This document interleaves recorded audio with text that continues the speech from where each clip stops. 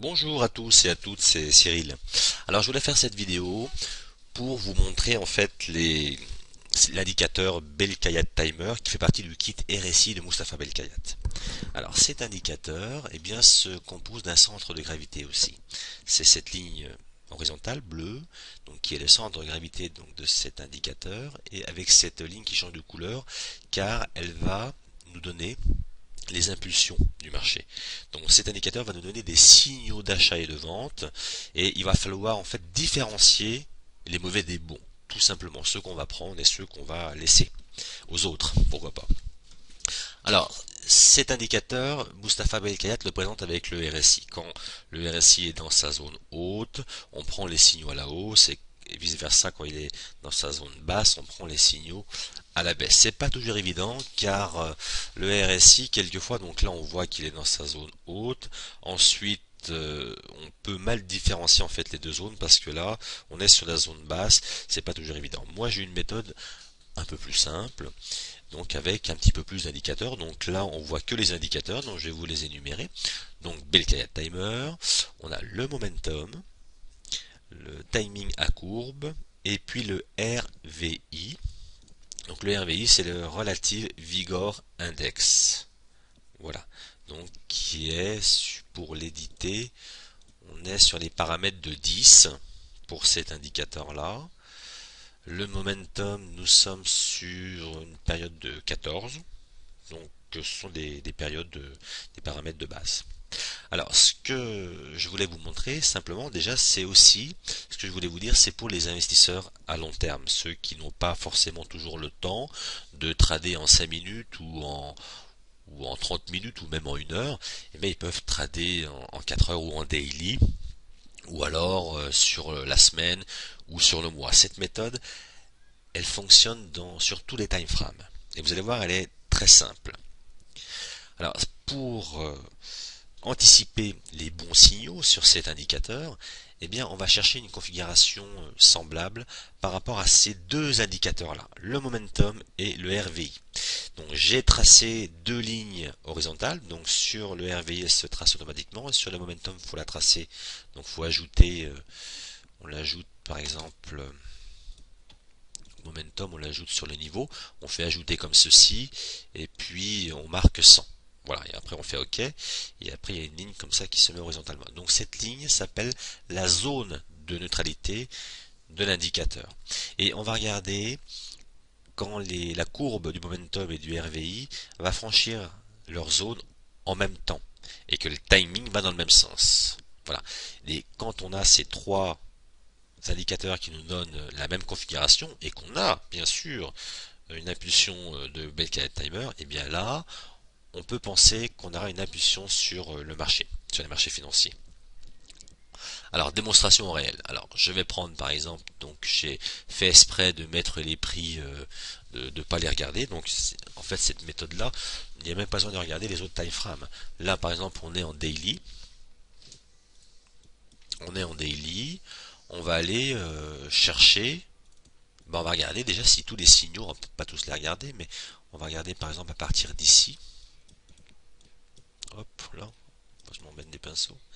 Donc on va regarder, donc par exemple ici, on va repartir d'ici.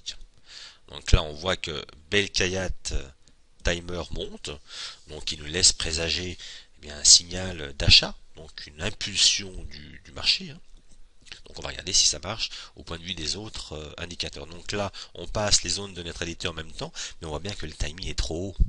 Il est dans sa dernière zone. Il faut qu'on ait une belle configuration de timing. Ça peut fonctionner. Le timing peut rester végété en haut. Mais quand il est dans sa dernière zone comme ceci, je n'investis pas. C'est risqué. On n'a pas les mêmes configurations sur les trois. Donc celle-ci, on la prend pas. Ensuite, on voit qu'il redescend ici.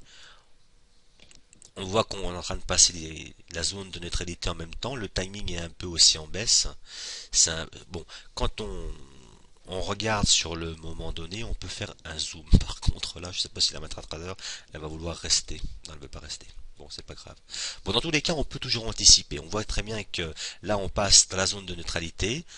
on est en train de la passer à peu près au même moment, il faut qu'on la passe au même moment. Si on la passe au même moment, que le timing a une belle configuration baissière et qu'on se dirige vers le centre de gravité sur Belka Timer, on peut anticiper le signal, ça m'arrive quelquefois, donc là on va le laisser, cette ligne, je vais laisser cette ligne verticale. On va prendre ensuite une autre impulsion, un autre signal. Donc là, ça descend un peu, ça remonte donc vers le centre de gravité. On voit qu'ici on n'a pas forcément une belle configuration. Si on voit à temps que le timing, parce qu'en fait les deux indicateurs passent leur zone de neutralité en même temps. On voit qu'ici on a fait un petit rebond, c'est un peu moyen. Ici on est en train de remonter avec le timing, c'est un peu moyen. On va la laisser, mais c'est un peu moyen. Nous on veut chercher des belles configurations. On voit on commence en train de passer en plus ici un petit peu. On voit que le timing était en haut, il commence à descendre. On voit qu'on est à peu près sur les deux mêmes zones. Là on a un bon signal. Là on a une impulsion.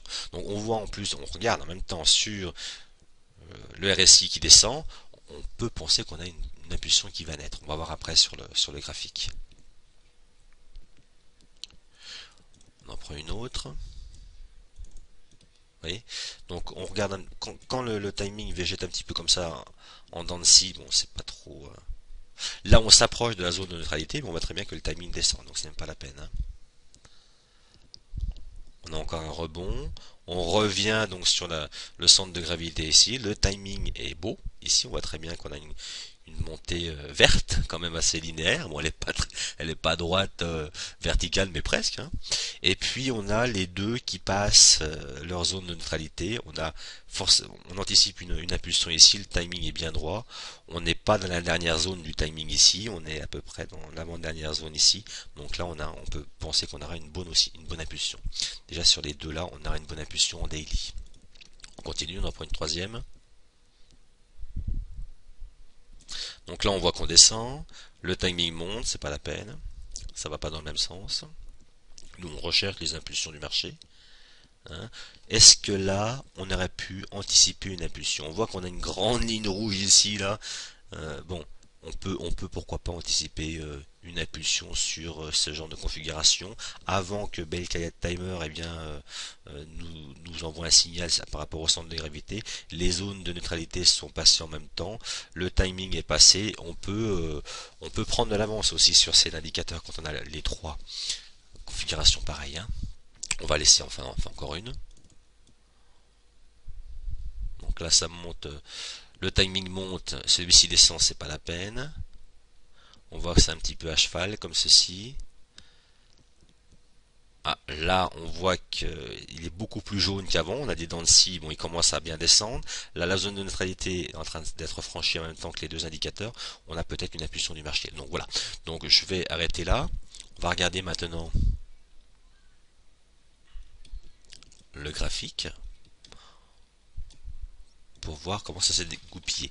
Alors, première ligne, ici on avait donc une grande courbe de timing, les deux zones de neutralité franchies, un potentiel signal qui allait venir, donc une impulsion. On est descendu un petit peu, bon, après on est remonté, on a eu une impulsion de l'autre côté. On n'est pas, bon, on voit qu'ici ça n'a pas trop fonctionné sur ce premier trait. Le deuxième trait, il a bien fonctionné. On voit très bien qu'ici ce signal était très bon. Si celui-ci était moyennement bon, parce qu'on est quand même descendu, je veux dire, on n'a pas une grande impulsion, mais on a quand même eu une bonne impulsion sur le premier. Je reviens sur le premier. Si on voit à peu près ici, il faut viser juste avec la MetaTrader parce qu'on ne peut pas aller chercher l'historique avant. Autrement, il vient pas. On a 400, 500 pips, si c'est pas mal quand même. Je veux dire, mais une très bonne impulsion sur celui-ci, il a très bien marché. On voit très bien qu'on aurait suivi le timing ici avec les zones de neutralité, ça a bien fonctionné. Bon, c'était surtout celui-ci, le troisième, qui me paraissait très bien. Donc là, zone de neutralité en même temps, le timing qui était jaune depuis un ou deux chandeliers, on le voit qui commence à être jaune, et là une bonne impulsion quand même là. Vous voyez. Ensuite ici, tous les trois montaient, donc validation de Belkayat Timer, et là on a une grande impulsion aussi. Voilà. Donc c'est pas très dur, il n'y a pas besoin de beaucoup d'entraînement, on regarde pas sur les autres time frames, on regarde ce qui se passe, on met le stop en dessous du point d'inflexion ou alors en dessous de la bande de Bollinger, et ensuite on laisse monter ou on laisse descendre. Celui-ci, on voit très bien que là, il il végétait en haut, d'un seul coup il descend, qu'est-ce qu'il va nous faire? Eh bien, on a eu une petite impulsion ici, un signal moyen, enfin une impulsion moyenne, un bon signal, quand même, hein, tout dépend de son timing, de sa gestion de position. Mais on a eu un bon signal à peu près de entre 200 et 300 ou 400 pips, c'est quand même pas mal, hein. Et puis sur celui-ci, eh bien, zone de neutralité avec le timing qui sont passés en même temps. On voit que ça végétait un peu, le RSI, bon, on l'a anticipé, on a eu une bonne impulsion aussi de descente. On peut peut-être l'agrandir un peu sur celle-là. Voilà. Hein, on voit que là, par exemple, ici, le timing était à la hausse, et il savait pas trop ce qu'il faisait, hein. C'était pas la peine de prendre position à la baisse, hein. On remonte, on commence à redescendre. Est-ce qu'il va être bon celui-ci? Est-ce qu'il va passer? Est-ce qu'il va devenir rouge pendant longtemps? Alors, faut voir aussi que Belkayat Timer, on peut tracer des zones. Bon, je ferai une autre vidéo pour ça, pour les zones. Alors, est-ce qu'il va être bon? On voit que le timing est quand même assez correct ici, hein. Il s'est prolongé depuis un petit moment. On a eu des dents de scie ici, c'est prolongé depuis un petit moment. On voit que la zone aurait été bien en train de passer à peu près en même temps, hein. Elle se passe même en même temps. Donc là, on peut penser qu'on aura une impulsion. Et c'est ce qui s'est passé, hein. On met le stop ici, au-dessus de la montre de Bollinger. On prend position, c'est ici à peu près. Hein. Sur l'effet ressort ici, regardez, on a quand même un bon timing là. On prend 391 de stop. On va chercher déjà sur la première impulsion 730. Et ensuite on laisse descendre plus de 1000. Je vais dire, bon, c'est quand même décédé. Puis le timing, il descend, il descend, il descend. Sur le RSI, on reste droit, on n'a pas encore de divergence haussière. Hein. Une fois qu'on vient casser ici, on remonte pour de bon. Voilà, donc après, c'est la gestion de la position. Mais dans tous les cas, ces impulsions sont relativement fiables. Hein, surtout en daily ou en 4 heures. Sur 10 impulsions, on a à peu près eu 7-8 de bonnes quand même. Hein. Voilà, donc j'arrête cette vidéo là, j'en ferai d'autres sur Belkayat Timer. Donc les points essentiels, regardez sur le momentum et le RVI, donc dès qu'ils passent leur zone de neutralité en même temps, on regarde si le timing, eh bien, il y a une belle configuration dans le même sens. Et bien sûr, c'est ça qui vient valider en fait une impulsion de Belkayat Timer.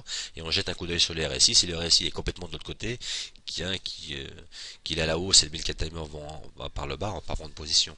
Mais bon, généralement, c'est quand même beaucoup plus facile de faire comme ça que de regarder les zones hautes et basses du RSI qui semblent un peu plus conflictuelles, un peu plus délicat à voir. Hein. Si, quand on est dans la zone haute, on prend position à la hausse, la zone basse.